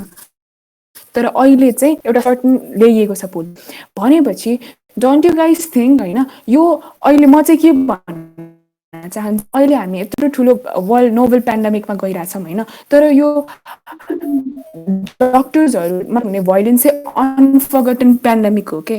यो चाहिँ पहिल्यैदेखि भयो भने हो, तर अहिले आएर नेपालमा होइन, अहिले आएर मात्र त्यो पोलिसी निक्लिरहेछ भनेपछि त्यो कति अकाउन्टेबिलिटी भयो र होइन। किनभने यति पछि किनभने हामीले त धेरै सुनिरहेको हुन्थ्यो, अस्ति नै पनि 1-2 वर्ष अगाडि पनि कुटपिट गरेको कुराहरू यस्तो धेरै सुनिरहेको हुन्थ्यौँ, तर अहिले आएर पोलिसी बनिरहेछ। सो यसमा चाहिँ हजुरहरूलाई के भन्नु छ? म अहिले झापामा छु होइन, अनि यहीँ छेउको बिर्ता मोडमा अस्ति के अरे एउटा डक्टरलाई चाहिँ कुटिएछ क्या। त्यहाँको त्यो डक्टरले चाहिँ बाहिर गएर रिलेटिभ्सहरूलाई मास्कहरू लगाउनु अनि साइलेन्स मेन्टेन गर्नु भन्दाखेरि त्यतिमै कुटिएछ क्या। अनि डक्टर्स जस्तो नोबेल प्रोफेसनमा काम गर्ने मान्छेहरूले माइती घर अगाडि गएर प्रोटेस्ट गर्नु चाहिँ कस्तो आफूले सुन्दाखेरि पनि यस्तो पनि हुन्छ र जस्तो त्यस्तोसम्मको नेग्लिजेन्स छ क्या गभर्मेन्टले डक्टरहरू नभएर अरू हेल्थ वर्कर्सहरूलाई पनि त्यस्तोसम्मको नेग्लिजेन्स छ क्या। के पनि भएको छ भने नेपालमा हस्पिटलभित्र अब ड्युटी एउटा डक्टर पिटिन्छ, त्यो सिसिटिभी क्यामेरामा चाहिँ त्यो रेकर्ड पनि भएको हुन्छ होइन। अनि पछि त्यो डक्टरले गएर चाहिँ जुन त्यो हस्पिटलको मेन मान्छेहरू डाइरेक्टरहरूसँग गएर मलाई कुटियो, यो कुरा सिसिटिभीमा पनि रेकर्ड हुनुपर्छ, यो रेकर्ड मलाई दिनुहोस्, म यसलाई आधार मानेर चाहिँ म जान्छु, म लिगल्ली जान्छु होइन, यसलाई लिगल एक्सन लिनै पर्छ, मलाई विदाउट एनी रिजन कुट्न पाइँदैन भनेर भन्नुभएछ। तर के गर्यो भने त्यो हस्पिटलको कन्सर्न अथोरिटीले चाहिँ ल हुन्छ भनेर उहाँलाई हेल्प गर्नु त परको कुरा, त्यो सिसिटिभी फुटेज नै डिलिट भएछ होइन। अनि उहाँलाई चाहिँ के भन्यो भने के डिलिट भएछ, अब त यो कुरालाई यत्तिकै नै हुन देऊ भन्ने कुरा भयो कि। र यो झुक्केर डिलिट भयो भन्ने कुरालाई नै लिएर त्यो हस्पिटलमा 2-3 दिनसम्म नै ठुलो प्रोटेस्ट पनि भएको थियो। सो यो कन्सर्न अथोरिटिजलाई चाहिँ के हुन्छ भने अहिले यो मेडिकल फिल्डमा पनि एकदमै कम्पिटिसन जस्तो छ कि कुन हस्पिटल भन्दा कुन हस्पिटल राम्रो भनेर होइन। हाम्रो हस्पिटलमा त आजसम्म यस्तो केसेस भएको छैन, हाम्रो हस्पिटलमा आजसम्म नेग्लिज गरिँदैन, डक्टर्सहरूलाई हामी मिसट्रिट गर्दैनौँ भनेर त्यो एउटा समाजमा एउटा बनाउनु छ क्या सबैलाई। त त्यही कारणले गर्दा पनि त्यो सीसीटीभी फुटेज हुँदा हुँदै पनि हाम्रो हस्पिटलको रेपुटेसनमा नै क्वेसन हुन्छ है भनेर त्यो डक्टरले क्लेम गर्न पाएन क्या मलाई कुटपिट गरियो भनेर ऊ लिगली जानै सकेन होइन सो के भइरहेछ भने लज नै बने पनि गभर्मेन्टले लजहरू नबनाएको त होइन नि त अहिले आएर मेन कुराहरूलाई लिएर लजहरू भर्खरै हुने पनि यो विषयमा गएर नियमहरू पहिल्यैदेखि नै बनिरहे तर इम्प्लिमेन्टेसन पनि भइरहेको छैन ल त नि इम्प्लिमेन्ट गरौँ है भनेर अघि बढ्ने मान्छेलाई पनि त्यो गर्नै दिइरहेको छैन होइन सो गभर्मेन्टलाई मात्रै भन्दा पनि त्यो कन्सर्न अथोरिटिज जुन गभर्मेन्टसम्म पुग्नको लागि त्यो लिगल एक्सन लिएर कोर्टसम्म पुग्नको लागि जुन मेन हस्पिटलबाट नै जानुपर्छ पुरा त्यो डक्टर जहाँ काम गर्दै हुनुहुन्छ त्यहाँबाट जानुपर्ने त्यो हस्पिटल आफैले पनि नै कोप अप नगरिदिने होइन रेपुटेसनको कुरा छ यो कुरालाई बाहिर नलगाउँ भनेर त्यत्तिकै दबाउने जस्तो केसेस पनि धेरै छ के सो यो कारणले गर्दा पनि यो भोइलेन्स भइरहेछ निरन्तर भइरहेछ र गभर्मेन्टले अफकोर्स फेल त गरेकै हो डिकेट्स अगोसम्म केही पनि थिएन र डिकेट्स पछि हरेक दिन जस्तो नै सुन्न सकिन्छ कि आज यो हस्पिटल तोडफोड भयो आज यो डक्टर कुटियो होइन अब इनोसेन्ट भएर कुटिनु र गिल्टी भएर कुटिनुमा त फरक हुन्छ नि त ऊ ड्युटी पनि गरिरहेछ र ऊ बिना कारण कसैको पर्सनल रेसिपीको कारणले अथवा कसैको अरू नै कुनै कारणले ऊ कुटि पनि रहेछ र ल म कुटिएँ अब मलाई चाहिँ जस्टिस दिनुपर्छ है भनेर लिगली जाँदाखेरि हस्पिटलकै अथोरिटीले नै उसलाई कोप अप गरिरहेको छैन के त्यसले गर्दाखेरि अब जुन हस्पिटलमा काम गरेको त हेल्थ प्रोफेसन छ त्यो उहाँको के अरे त्यहाँको एडमिनिस्ट्रेसन करप्ट भयो भने त्यहाँको नन इन्क्लुसिभनेस भयो त्यहाँको त्यो हुन्छ नि ट्रान्सपेरेन्सी भएन भने पनि त्यसको कुराहरू निस्किन्छ होइन पोलिसीहरू मेन्टेन भएको छ तर एक्जिक्युसनमा आएको छैन भनेपछि पनि त्यहाँ त्यस्तै नै इफेक्ट हुन्छ त्यो पोलिसी हुनु र नहुनुमा केही फरकै पर्दैन होइन यति अनि मोस्ट अफ द केसेसमा मैले के पनि थाहा पाएको छु भन्दाखेरि चाहिँ लजहरू एक्जिस्ट गर्छ तर मोस्ट अफ द केसेसमा चाहिँ के हुन्छ भन्दाखेरि चाहिँ पिपलहरूले चाहिँ के हुन्छ भन्दाखेरि यस्तो झन्झट हुन्छ पैसा खर्च हुन्छ मलाई पैसा पर्छ यस्तो गर्दाखेरि बरु म आफै डान्डु गरिदिन्छु त्यसपछि 2 दिन जेल बसेर आइदिन्छु कुरा हुन्छ होइन त्यसपछि त्यो केसमा पनि के देखियो भन्दाखेरि त गभर्मेन्ट र के पिपलहरूको बिचमा पनि तर रहेछ नि त त्यो देखियो यहाँ त के भयो भन्दाखेरि त गभर्मेन्ट र पिपल भनेको त they have to go alongside नि त किन गभर्मेन्टलाई मात्र फोर्सिङ गरेर भएन पिपलहरूलाई मात्र फोर्सिङ गरेर भएन आई थिङ्क त्यही भएको कारणले चाहिँ गभर्मेन्ट र पिपलमा पनि एउटा राम्रो अन्डरस्ट्यान्डिङ हुनुपर्छ र त्यसरी अगाडि बढ्नुपर्छ अब चाहिँ हामी एजुकेसन सिस्टम र त्यसको साथसाथै प्राइभेट कलेजेसहरूले चाहिँ अलि बढी फिज लिने होइन र यही सन्दर्भमा धेरै प्रोटेस्टहरू पनि भएको थियो होइन डक्टर केसीदेखि लिएर धेरैजना डक्टर केसी अनसनमा पनि बस्नु भएको थियो र धेरै स्टुडेन्ट्सहरू प्रोटेस्टमा पनि आउनुभएको थियो डिफ्रेन्ट कलेजेसबाट कि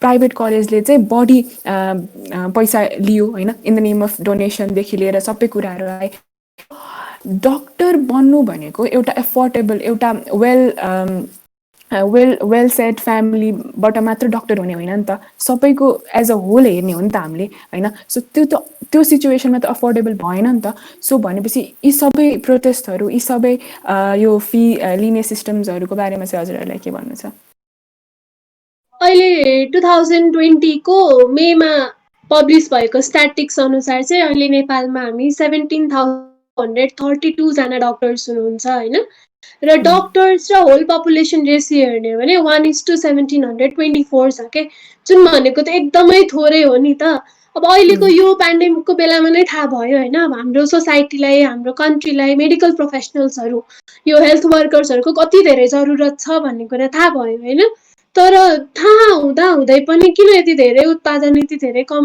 भइरहेको छ भन्ने कुरा त अब त्यो भनेको मेडिकल सेक्टर भनेको एकदमै नै एक्सपेन्सिभ सेक्टर हो एउटा नर्मल मिडल क्लास फ्यामिलीको कुनै एउटा सदस्यले चाहिँ म डक्टर बन्छु अथवा म यो फिल्डमा कुनै पनि म लाग्छु है भनेर सोच्नुभन्दा अगाडि नै उसले के माइन्ड मेकअप बनाउनुपर्छ भने मेरो आइओएममा निस्क्यो भने म बन्छु होइन भने चाहिँ म बन्दिनँ है भन्ने छ कि हामीसँग कति धेरै एक्जाम्पल्स थाहा छ 10 चोटि 12 चोटिसम्म पनि ट्राई गरिरहेका मान्छेहरू हुनुहुन्छ नि त त्यत्रो ट्राई गर्न पर्ने त होइन नि त यदि उहाँहरूको फर्स्ट चोटिमा निस्क्यो भने त निस्किहाल्यो निस्केन भने ल म अब प्राइभेट कलेजमै गएर भए पनि पढ्छु भनेर भन्न सक्ने अवस्था नै छैन के गभर्मेन्टले के भनिरहेछ भने हामी स्कलरसिप्सहरू त दिइरहेको छौँ त, प्राइभेट कलेजेसहरूमा पनि त स्कलरसिपहरूको प्रावधान त छ।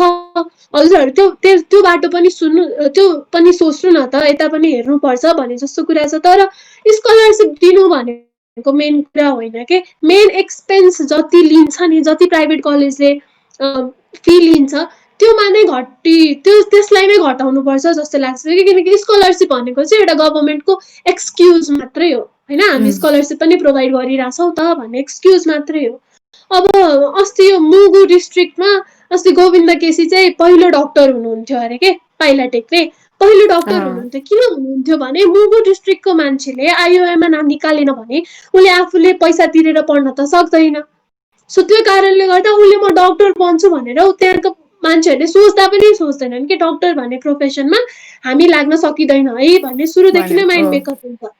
ट्यालेन्ट नभएको त होइन नि, ट्यालेन्ट छ तर त्यो एक्सपेन्सिभ छ कि, एकदमै नै एक्सपेन्सिभ छ। सो त्यो कारणले गर्दा पनि हामी एकदमै ल्याक भइरहेछ। हामी यो भ्यालीको कन्डिसन, भ्यालीका मान्छेहरूले पढेको देखेर मात्रै चाहिँ खुसी हुनु हुँदैन होइन, किनकि त भ्याली मात्रै नेपाल त होइन नि त, सबै दुर्गम क्षेत्रका मान्छेहरूले अफोर्ड गर्न सक्दैनन्। सो त्यो सबै कुरालाई चाहिँ सरकारले बुझ्नुपर्छ, त्यो एक्सपेन्सेसहरू घटाइदिनुपर्छ। कुनै पनि मान्छे अनसन बस्छ 13-14 चोटिसम्म पनि बस्छ, त्यो एक्सपेन्सेस घटाइदिए भनेर बस्छ भने त उसँग कुनै लजिकल कुराको लागि न बस्छ। सो त्यो कुरालाई चाहिँ एकदमै बुझिदिनुपर्छ कि त्यो नकार्नु, हामी स्कलरसिप दिइरहेछौँ त भनेर त्यो एउटा बाहना बनाएर नकार्नु चाहिँ राम्रो होइन। अर्को प्रावधान त्यो डाक्टर गोविन्द केसीको कुरा त के छ भन्दाखेरि चाहिँ उहाँले चाहिँ अहिले चिकित्सा शिक्षा काउन्सिल भनेर आयोग भनेर चाहिँ अहिले गठन गर्नुभएको छ नि, त्यो पुरा 4 सालदेखि गठनमा आएको छैन। त्यो आयोगले चाहिँ के गर्छ भन्दाखेरि चाहिँ मेडिकल स्कुलमा चाहिँ कति पैसा चाहिँ तोकिनु पर्यो, किनकि योभन्दा अगाडि त सरकारले यति पैसा चाहिन्छ भनेर तोकेकै थिएन नि त। अब अहिले कति के गर्छ आयोगले के गर्छ भन्दाखेरि चाहिँ हरेक मेडिकल स्कुलहरूमा चाहिँ यति पैसा चाहिँ एमबिबिएस गर्नको लागि यति पैसा गर्नको लागि भनेर तोकिदिएको हुन्छ होइन। अनि त्यो कुरा अब फार्मेकोलोजी होस् कि अब यतापट्टि अरूहरूमा पनि लागु हुन्छ नि, लागु। तर यसले चाहिँ के गर्छ भन्दाखेरि अब चाहिँ यति छ भने सरकारले तोकिदिएको हुन्छ होइन। तर अहिले चाहिँ के छ भन्दाखेरि यो फर्मुलेसनले के अरे आइएम टियुको अन्तर्गत पर्ने कलेजहरूले मात्र गरेको देखिन्छ होइन। केयुको अन्तर्गत पर्ने कलेजहरू हुन्छ नि, त्यसमा चाहिँ ल आएको छैन, किनकि त्यो सरकारीको हो, त्यो सरकारी नभएर होइन इफेक्टिभ हुँदै जानु पर्यो कि। त्यसले गर्दा चाहिँ के देखिन्छ त्यही अब चाहिँ मेडिकल पढ्नेहरूलाई चाहिँ पैसाको हुन्छ नि, अननेसेसरी पैसा। किनकि के देखिन्छ भन्दाखेरि मेरो दिदी पनि अहिले सेकेन्ड इयरमा हुनुहुन्छ, एक्जिएमसीमा पढ्छेको होइन। उहाँको के भयो भन्दाखेरि जाने बित्तिकै 2 लाख चाहिँ हुन्छ नि, यत्तिकै के त्यो न बिल छ न केही छ, गएर यतिकै ल दिदी 2 लाख चाहिँ गएर ब्याङ्क भाउचरमा के ब्याङ्कमा गएर यति गरेर जम्मा गर्नुपर्छ तिमीले भनेर हामीले देखियो। त्यसपछि चाहिँ हुन्छ नि त्यो उहाँहरू, म त मेरो दिदी जुन गर्दा फर्स्ट इयर हुँदाखेरि चाहिँ होइन त्यो दिदीहरू पनि स्ट्राइकमा गएको 3 महिना कति महिनाको स्ट्राइक आएन, बट स्ट्राइकमा जानु भएको थियो। त्यसले गर्दाखेरि चाहिँ एउटा रेभोल्युसनाइजेसन चाहिँ अलिकति भएको थियो। कसरी भएको थियो भन्दाखेरि जिएमसीले स्ट्राइक गर्यो, स्ट्राइक गरिसकेपछि चाहिँ अरूहरू हुन्छ नि टियुको अन्तर्गत पर्ने अरू कलेजहरूले पनि जोइन गर्छ, जस्तै जेएमसी के जनकपुर मेडिकल कलेजहरू होइन, त्यसपछि किस्ट मेडिकल कलेजहरू होइन, त्यसपछि आइओएम होइन, तिनीहरूले पनि जोइन गरेको हुन त होइन। त्यसले गर्दाखेरि कलेजले गरेको चार्जहरू पनि बहिष्कार गर्यो होइन। त्यसले गर्दाखेरि के एउटा इफेक्टिभ भयो भन्दाखेरि यो वर्ष जोइन गरेको जुन चाहिँ गरेको एमबिबिएसहरूको स्टुडेन्टहरू छ नि, उहाँहरूलाई चाहिँ एक्स्ट्रा पैसा चाहिँ लिएर कि यो वर्ष चाहिँ त्यो एउटा हुन्छ नि, एउटा स्टेप हो कि, एउटा फरवर्ड पोजिटिभ स्टेपहरू भनौँ न होइन, एउटा स्टेपहरू गइरहेको छ हो। भनेपछि त यहाँ के देख्यौँ भने त मेडिकल के प्रोफेसन या मेडिकल फिल्ड भेटर्निटीलाई चाहिँ रिभोल्युसनाइज गर्न खोजेको त यहाँ त एउटा साधारण के अरे साधारण व्यक्तिदेखि त भयभरको पुरै नेपाली जनताहरूको पनि एफोर्ट त चाहिन्छ नि त। किनकि अब एउटा भेटर्निटी काठमाडौँ भ्यालीमा होइन, अरूहरू ठाउँ के एकदम दुर्गम ठाउँमा कुरा गरौँ, दुर्गम ठाउँमा पनि त्यहाँ पनि हस्पिटलहरू बन्नु पऱ्यो कि। काठमाडौँमा मात्रै गएर उपचार होइन कि म आफ्नै जिल्लामा मेरो ठुलो अस्पताल छ, म त्यही गएर उपचार गर्छु भन्ने कुरा भयो कि। त्यसले गर्दाखेरि चाहिँ के हुन्छ भन्दाखेरि अहिले फेरि दरबन्दी फेरि अरू कस्तो छ भन्दाखेरि चाहिँ एउटा हस्पिटल खुलिसकेको छ भने, 3 सयको हस्पिटल खुलिसकेको छ भने उसलाई चाहिँ 3टा आफूले एफिलिएटेड गरेर 3टा मेडिकल कलेज खोल्ने चाहिँ अहिले चाहिँ प्रावधान छ क्या यो चिकित्सा शिक्षा आयोगको, जुन चाहिँ डाक्टर गोविन्द केसीको एउटा माग पनि थियो होइन। उहाँको आयोगले के छ भन्दाखेरि त्यही एउटा हस्पिटल फर इक्जाम्पल सुदूरपश्चिममा एउटा 300 बेडको अस्पताल खोल्यो अरे होइन। त्यो भएपछि उनीहरूसँग चाहिँ के हुन्छ भन्दाखेरि चाहिँ अब त्यो उनीहरूको एफिलिएटेडबाट 3टा मेडिकल कलेज सरकारी मेडिकल कलेज चाहिँ खोल्ने चाहिँ अब प्रावधान हुन्छ। त्यसले गर्दा के भयो भने त्यही रिजनमा त अब त्यही एफिलिएटेड भएर मेडिकल कलेजहरू त्यहाँ पनि खुल्ने भयो नि त। त्यसपछि त्यहाँको मान्छेहरू त्यहाँ पनि पढ्न पाउने भयो नि त।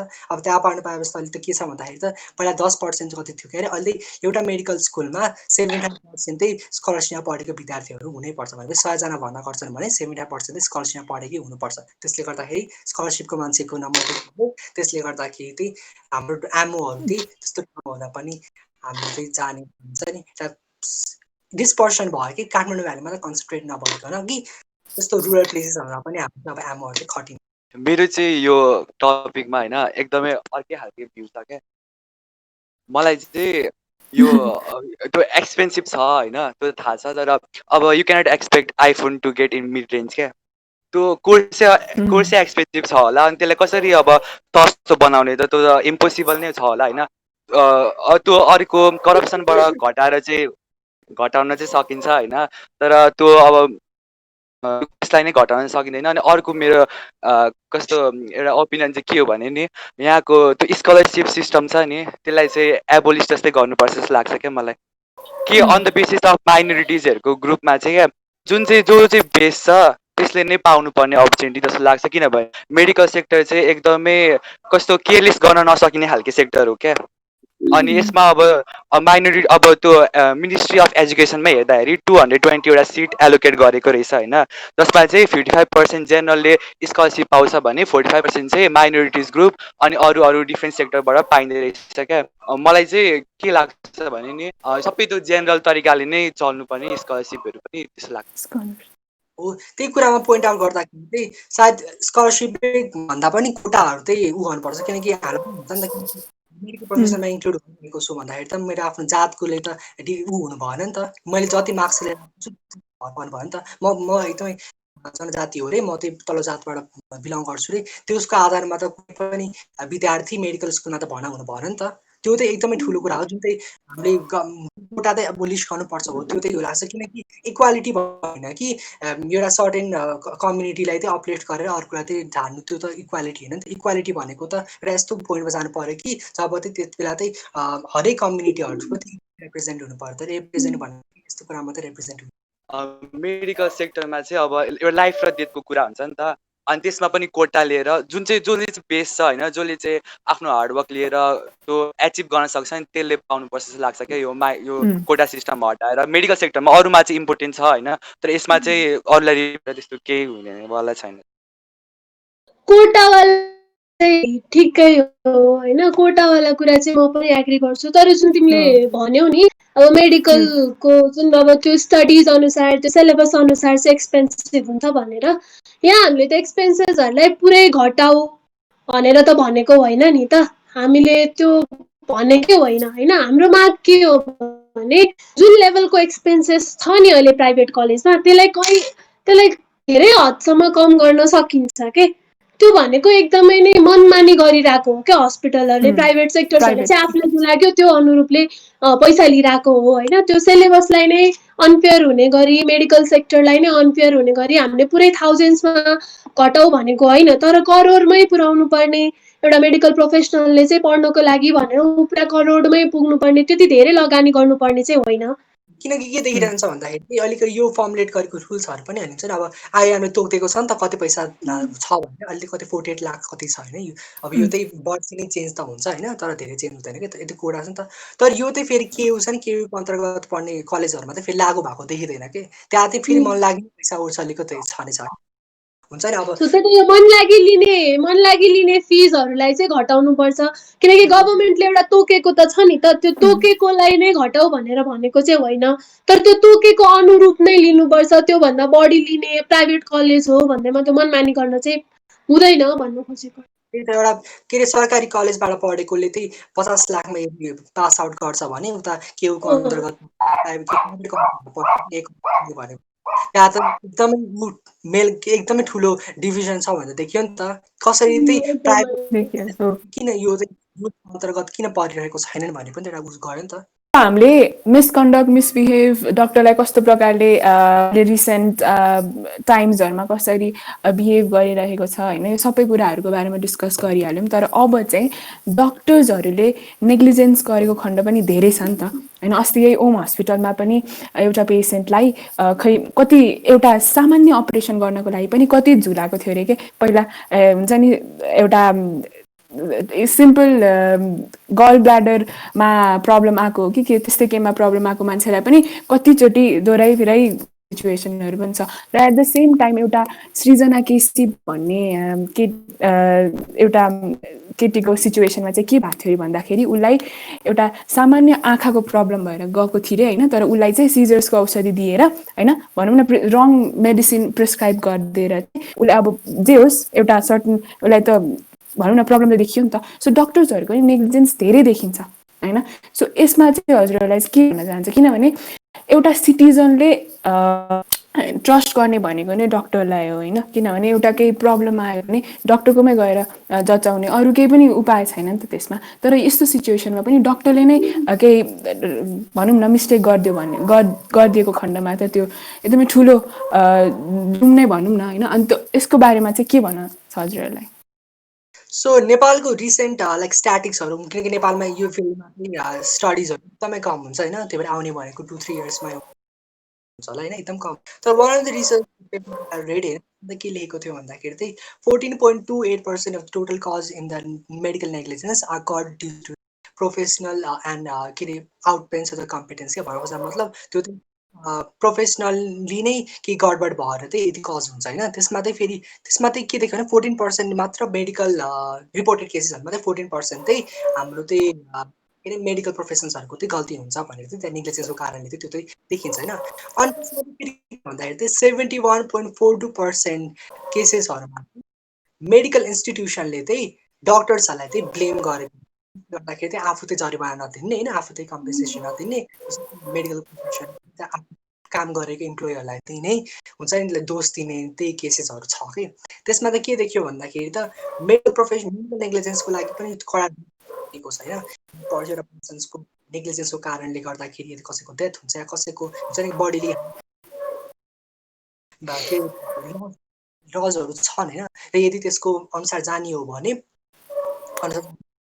जस्टिस पाइएला होइन होप लेट्स होप टेक्समा त होप पत्ता गरिदिन्छ होइन जस्टिसको लागि सो गर्छ अघि तिमीले भनेको सृजना केसीको केसमा पनि त्यो प्रोसिजर त्यो लेजिस्लेटिभ प्रोसिजर पुरै हुनको लागि took like earning 12 years of gap है 12 वर्ष ग्याप अनि त्यो ग्याप हेर्दाखेरि के लाग्यो भन्दाखेरि त्यसलाई मान्छेले ल यदि 12 वर्षपछि जस्टिस पाए नै भयो भने त्यो पाएको के मतलब हो अनि त्यो यत्रो लामो जस्टिसमा उसले कतिचोटि भोट धायो होला कतिचोटि के गर्यो होला होइन त्यसको लागि and this is just one example के जुन चाहिँ हामीले थाहा छैन त्यहाँ मेन इक्जाम्पल जुन चाहिँ ड्याडी इन द डे के एकदमै रिपोर्टेडहरू केसेस फाइल हुन्छ त्यसमा पनि केसेसहरू चाहिँ कोर्टमा पुगेर ल जस्टिस पाएको होइन अनि मेडिकल नेग्लिजेन्सको कारणले चाहिँ के हुन सक्छ भन्दा प्रोफेसनल एरर्सहरू एक्जाम्पल एउटा त गभर्मेन्टमा चाहिँ के छ एउटा त ल के छ भन्दाखेरि चाहिँ for example there are ways of doing a certain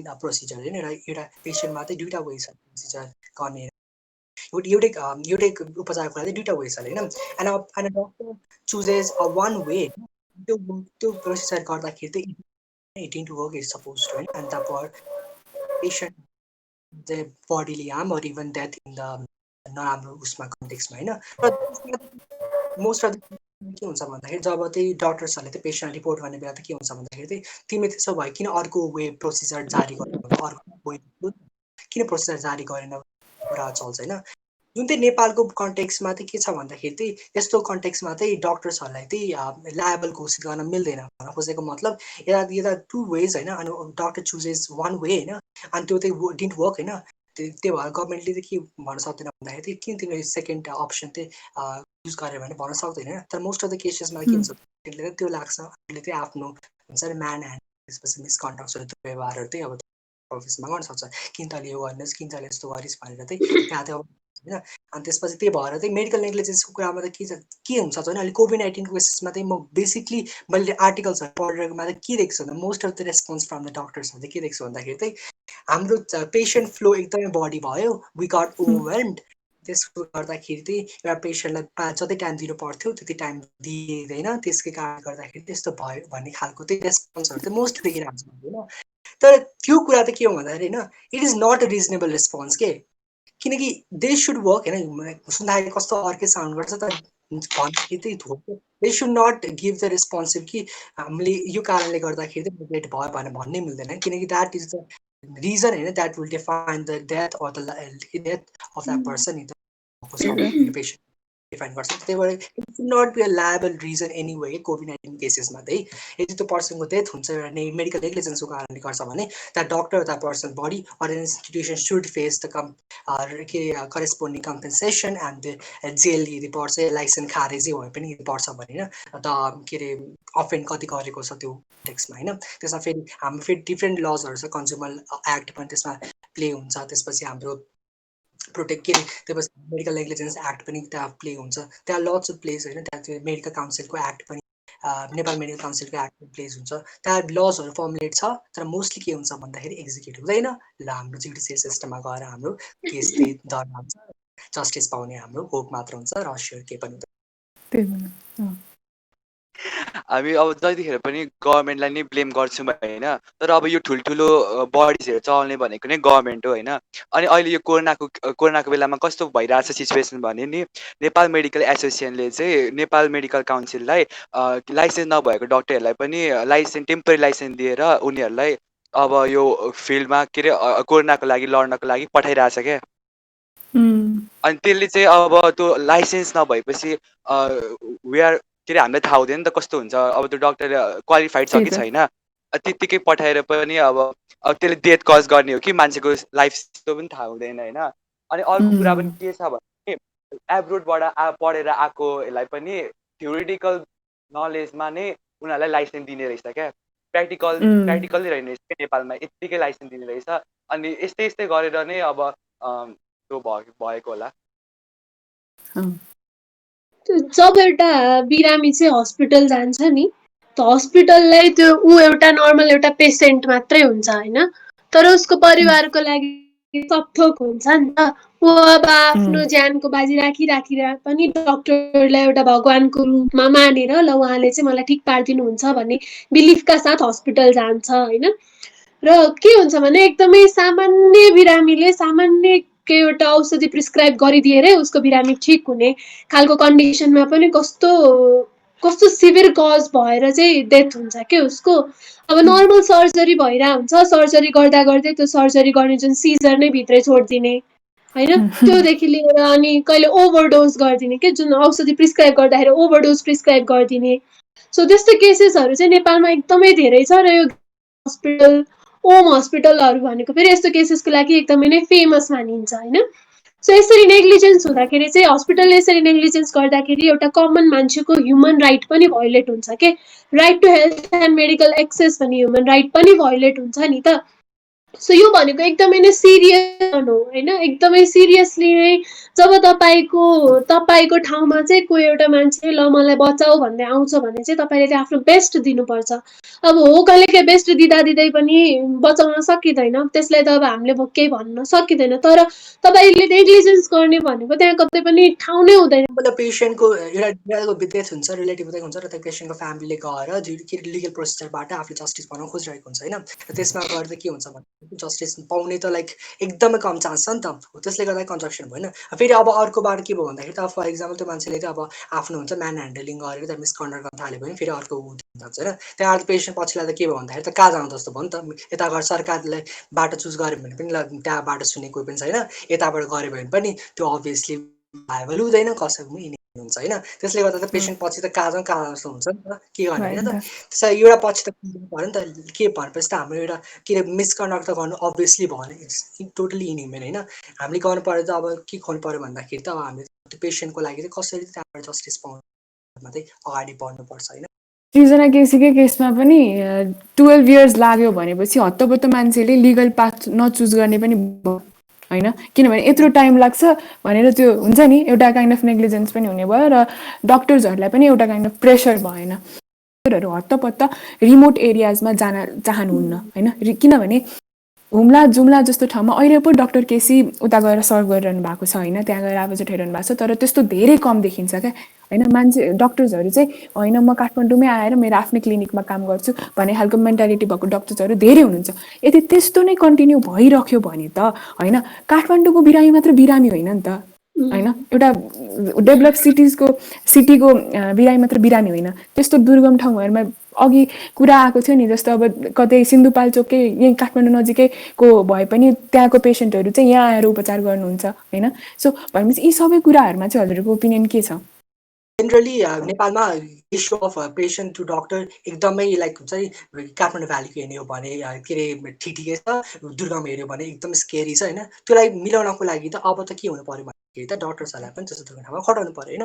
अब हेल्थ पोस्टमा त दरबन्दी हुँदैन, प्राइमेरी हेल्थ पोस्टमा दरबन्दी हुने, अनि त्यही भएको कारणले चाहिँ त्यहाँ खटाउनको लागि त त्यसको वरिपरि हुन्छ नि एउटा ठुलो हस्पिटल हुन्छ नि। अब मैले अघि नै भनिसकेको छ 500 सिटको हस्पिटल अलिक हुन्छ नि खोल्ने, ठाउँ ठाउँमा खोल्ने चाहिँ त्यो नेपाल चिकित्सा शिक्षा आयोगले गरिरहेको छ। किनकि त यदि त्यहाँ खोलियो भने त्यसलाई एफिलिएटेड गरेर चाहिँ अर्को 3टा उसको अन्तर्गत चाहिँ 3टा मेडिकल स्कुलहरू चाहिँ खोल्न मिल्छ भनेर चाहिँ त्यो चाहिँ छ नि त। त्यो भएर मान्छेलाई त अब खोल्ने त बाहाना त भयो नि त, अब खोल्न यही खोलौँ न त, त्यसपछि त 3टा कलेज खोल्न मिल्छ, त्यसले गर्दाखेरि त प्रफिटै प्रफिट हुने त कुरा चल्यो नि त।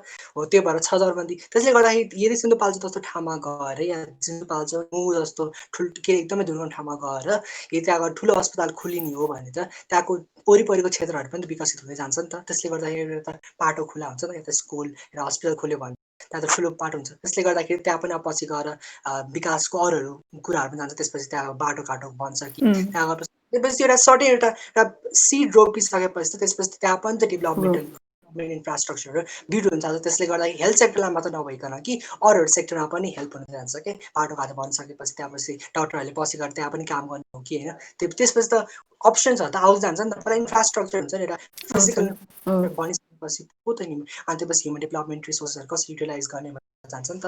हो सुरुमा चाहिँ आई थिङ्क इन्फ्रास्ट्रक्चर एउटा बेसिक पोलिसी बनिसकेपछि इन्फ्रास्ट्रक्चर भन्नुपर्छ, फिजिकल इन्फ्रास्ट्रक्चर। त्यसपछि चाहिँ हाम्रो डेभलपमेन्ट इन्फ्रास्ट्रक्चरको अरूहरू एस्पेक्टहरू डेभलपमेन्ट कसरी त्यसले गर्दाखेरि चाहिँ एउटा सस्टेनेबल वेबाट चाहिँ हामीले चाहिँ सबै दुर्गम क्षेत्रमा पनि पर्छ। संजोगले भनौँ कि के भनौँ होइन, आज हामी सबैजना जो यो टपिकमा हामी सबैजना बायो स्टुडेन्ट हो होइन, र कसैको अब होला नि त, अब कोही मेडिकल एस्पाइरेन्ट पनि हुनुहुन्छ, मेडिकल एस्पाइरेन्ट होइन। सो अब यस्तै यो भयोलेन्सहरूको कुराहरू सुन्दा अनि त्यसपछि भनौँ न एउटा, किनभने डक्टर भनिसकेपछि त सेविकाले अघि भने जस्तै होइन, बच्चा एउटा सानो बच्चालाई पनि टिका लगाइदिँदाखेरि डक्टर बन भनेर भनेको त्यस्तो सिचुएसन छ। तर अहिले आएर त्यस्तो भयोलेन्सहरू, यस्तो वर्क प्लेस भयोलेन्सहरू देख्दाखेरि चाहिँ साँच्चै नै यो स्टुडेन्ट्सहरू डिमोटिभेट हुने र हल्का हिन्ड्रेन्स आउँछ जस्तो लाग्दैन? म पनि सुरुमा चाहिँ म एमबिएसै गर्छु भन्ने थिएन, अनि अहिले यो जुन कन्डिसन देख्छु एकदमै डिमोटिभेट भएको छ क्या। किनभने अब आफ्नो लाइफ रिस्क गरी होइन एउटा कोरोना जो पेन्डेमिकसँग डिल गरिराख्नु परेको छ होइन, त्यो हुँदाखेरि पनि एउटा जुन सोसाइटीले पनि एक्सेप्ट गरेको छैन, अनि वेजेसहरू पनि एकदम कम आइरहेछ नि त। अनि के हेरेर चाहिँ हामीले काम गर्ने हो क्या, किन फ्युचर पनि राम्रो छैन। अनि त्यही यस्तै कजले गर्दा होला के अरे विदेश जानु परेको क्या इन्टेलेक्चुअलहरू चाहिँ। जस्तै यो केसमा चाहिँ मेरो सोच चाहिँ इन्जिनियरिङतिर जाने छ। मेरो पेरेन्ट्सहरूले, मेरो एल्डर्सहरूले चाहिँ मलाई डक्टर नै बनाउने होइन, 12को एन्डिङसम्म चाहिँ उसलाई अझै पनि बुझाउने, उसलाई डक्टर नै बनाउने अस्तिसम्म पनि भन्नुहुन्थ्यो कि। तर जुन अहिले यो डक्टर्सहरूमा भयोलेन्स भइरहेछ, अट्याक भइरहेछ होइन, यति धेरै काम गर्दा गर्दै पनि सोसाइटीले एक्सेप्ट नगरेको सिचुएसन छ नि, मेरो पेरेन्ट्सले पनि ल अब चाहिँ भयो, अब तँलाई नबनाउने भनेर चाहिँ त्यो ह्यान्ड्स डाउन गरिसकेको अवस्था चाहिँ छ। सो या यो यस्तो भयोलेन्सको कारणले गर्दा, यो भइरहेको यो अट्याक्सहरूको कारणले गर्दा डिमोटिभेट पेरेन्ट्स पनि र स्टुडेन्ट्स पनि डिमोटिभेट भइरहेको सिचुएसन चाहिँ छ। के अरे अब 10मा पनि त्यो टिका लाउँदाखेरि डक्टर चाहिँ बन्नु भनेर भन्दैन अब सायद भन्नु हुँदैन होला। के थाहा छ भन्दाखेरि चाहिँ मेडिकल प्रोफेसन्सहरूको त मेन्टल हेल्थ चाहिँ एकदमै कमजोर हुने, डिटोरेट हुने हुन्छ नि। कति छ जस्तै डक्टर्सहरूको या मेडिकल स्किलमा काम गर्ने एकदमै बढी छ क्या। नम्बर छ एकदमै स्केरी छ होइन त्यसले गर्दाखेरि चाहिँ आई थिङ्क डिमोटिभेटेड भइरहेको छ क्या अहिलेको कन्टेक्समा जुन गभर्मेन्टले गरेको डिमोटिभेटेड भइरहेको छ र यो कन्टेक्स्ट एकदमै कम हुन्छ यदि यही ट्रेन्ड फलो हुने हो भने त्यही भएर यदि डक्टर्सहरूको नम्बर स्टेडी राख्नु छ र नेपालमा हेल्थ सेक्टरलाई चाहिँ एउटा राम्रो रेभगनाइजेसन गर्नु छ भने चाहिँ गभर्मेन्ट त्यसपछि पिपुलहरू कमिटीहरू सोसाइटी सबै मिलेर चाहिँ I think this should be हुन्छ एउटा स्टेप चाल्नुपर्छ पोजिटिभिटी अनि यो नेगेटिभ स्टेरियोटाइप्सहरू ब्रेकडाउन गर्दै So we have come to an end of this session as well, and in this session we discussed how important it is to give emphasis to doctors and health workers in this pandemic, but at the same time we also pointed out there are numerous of things that government could still do to improve medical sector of Nepal. I really had a great conversation with 3 of our speakers. Hope you guys also enjoyed it. We'll be back next week with similar interesting topics. Keep supporting. Thank you.